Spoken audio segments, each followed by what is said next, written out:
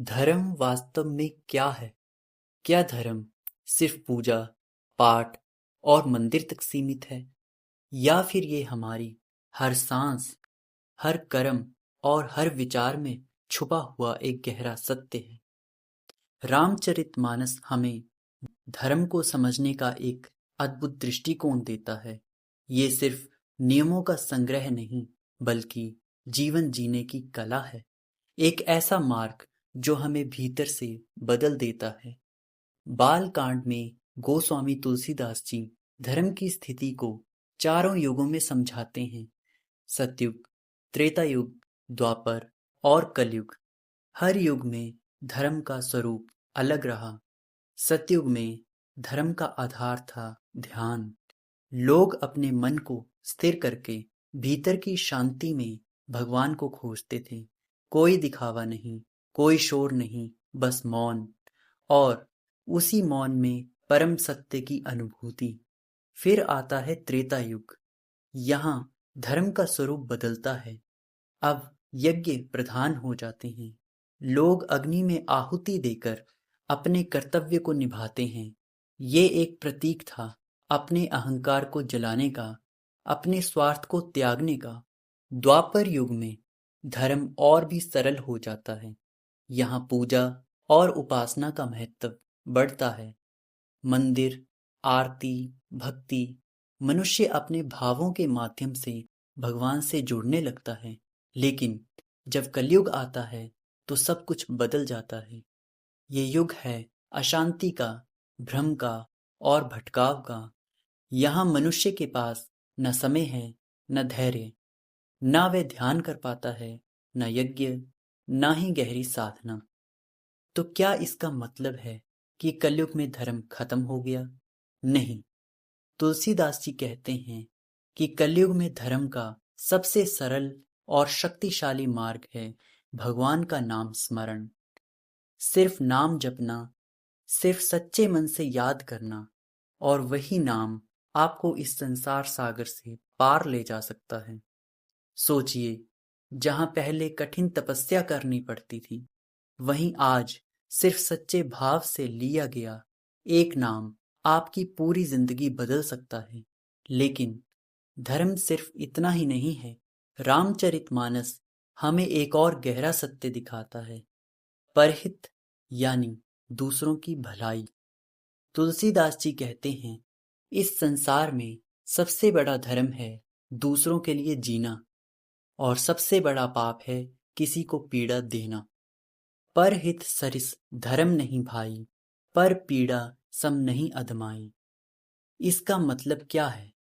अगर आप रोज पूजा करते हैं, मंदिर जाते हैं, माला जपते हैं, लेकिन अगर आपके कारण किसी को दुख पहुंचता है, तो वह धर्म नहीं है। और अगर आप किसी की मदद करते हैं, किसी के चेहरे पर मुस्कान लाते हैं, तो वही सच्चा धर्म है।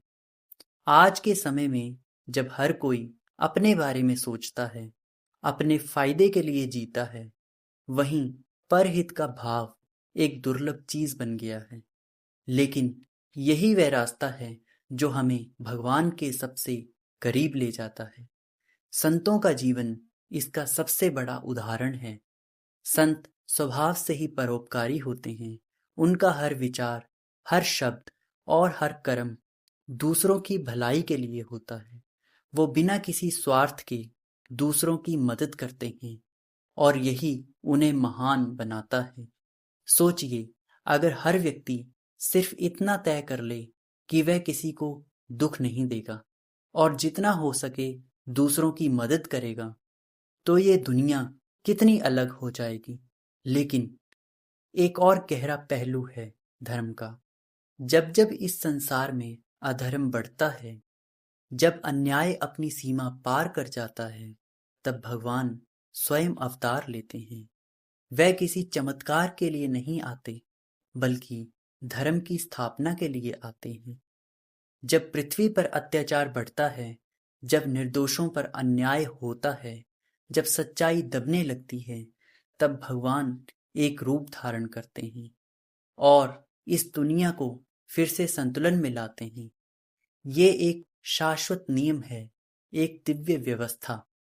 और यही हमें ये विश्वास दिलाता है कि चाहे परिस्थिति कितनी भी कठिन क्यों ना हो, अंत में जीत हमेशा धर्म की ही होती है। रामचरितमानस हमें सिर्फ इतिहास नहीं बताता, ये हमें जीवन जीने का तरीका सिखाता है। ये हमें बताता है कि धर्म कोई बाहरी चीज नहीं, ये हमारे अंदर है, हमारे विचारों में, हमारे व्यवहार में, हमारे निर्णयों में। हर बार जब आप सही और गलत के बीच चुनाव करते हैं, वही आपका धर्म तय करता है। तो सवाल ये नहीं है कि धर्म क्या है, सवाल ये है कि क्या हम अपने जीवन में धर्म को जी रहे हैं? क्या हम सच में दूसरों के लिए जीते हैं? क्या हमारे कर्म किसी को खुशी देते हैं या दुख? और सबसे बड़ा सवाल, क्या हम भगवान को सिर्फ मंदिर में खोजते हैं या फिर हर जीव में, हर इंसान में उनके दर्शन करते हैं? यहीं से धर्म की असली शुरुआत होती है। धर्म की असली शुरुआत कहाँ से होती है? वहीं से जहां हमारा मैं खत्म होता है और तुम शुरू होते हो। रामचरितमानस अब धर्म का और भी सूक्ष्म रूप दिखाता है, एक ऐसा रूप जो सिर्फ बाहरी कामों में नहीं बल्कि हृदय की गहराइयों में बसता है। भगवान श्री राम स्वयं बताते हैं कि सच्चा धर्म वही है जहां मनुष्य अपने सारे कर्म, अपने सारे भाव भगवान को समर्पित कर देता है। सोचिए, अगर हर काम, हर निर्णय आप ये सोचकर लें कि ये भगवान को अर्पित है, तो क्या आपके कर्म बदल नहीं जाएंगे? श्री राम कहते हैं कि जो व्यक्ति अपने सभी धर्मों को, अपने कर्तव्यों को भगवान के लिए समर्पित कर देता है, वही वास्तव में उनके हृदय में स्थान पाता है। जाति, पाति, कुल, धर्म, बड़ाई, धन, बल, परिवार, गुण, चतुराई, ये सब बातें जो आज हमें बहुत बड़ी लगती हैं, भगवान की दृष्टि में इनका कोई मूल्य नहीं। अगर हृदय में भक्ति नहीं है, ये एक बहुत गहरा संदेश है। आज हम अपने आप को पहचानते हैं अपने पद से, अपने पैसों से, लेकिन क्या यही हमारी असली पहचान है? रामचरितमानस कहता है, नहीं। अगर आपके पास सब कुछ है लेकिन भक्ति नहीं है, तो आप उस बादल के समान हैं जो दिखता तो है लेकिन बरसता नहीं। और अगर आपके पास कुछ भी नहीं है लेकिन सच्ची भक्ति है, तो आप उस छोटे से दीपक की तरह हैं जो अंधेरे में भी रोशनी फैलाता है। अब सवाल ये उठता है कि ये भक्ति आती कैसे है? श्री राम इसका भी उत्तर देते हैं।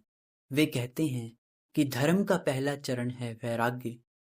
जब मनुष्य संसार के मोह से थोड़ा दूर होता है, जब उसे ये समझ आता है कि ये सब कुछ नश्वर है, फिर आता है ज्ञान, जहां वह सत्य को समझने लगता है, जीवन के वास्तविक अर्थ को जानने लगता है, और अंत में उसी से जन्म लेती है भक्ति। लेकिन एक रहस्य और है। भगवान कहते हैं कि ज्ञान और वैराग्य से भी अधिक जो उन्हें सबसे प्रिय है, वह है निर्मल भक्ति, सच्ची भक्ति। शबरी का उदाहरण इसका सबसे सुंदर प्रमाण है। एक साधारण सी स्त्री, ना कोई बड़ा ज्ञान, ना कोई ऊंचा कुल, लेकिन उसके हृदय में इतनी सच्ची भक्ति थी कि भगवान स्वयं उसके घर चले आए। उसने जो बेर भगवान को खिलाए, वो सिर्फ फल नहीं थे, वो उसके प्रेम का प्रतीक थे, और भगवान ने उन्हें बड़े प्रेम से स्वीकार किया। इससे हमें क्या सीख मिलती है कि भगवान को पाने के लिए हमें किसी विशेष योग्यता की जरूरत नहीं, ना ही किसी विशेष स्थिति की। हमें बस चाहिए एक सच्चा दिल, एक सच्चा भाव। अब एक महत्वपूर्ण बात, रामचरितमानस में मंदोदरी का प्रसंग आता है, जहां वह रावण को समझाती है।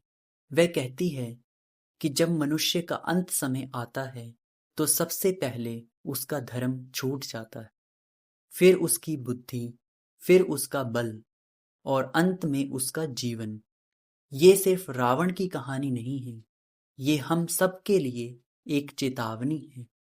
जब हम गलत रास्ते पर चलते हैं, जब हम अधर्म को चुनते हैं, तो धीरे धीरे हम अपने सबसे महत्वपूर्ण गुण खोने लगते हैं।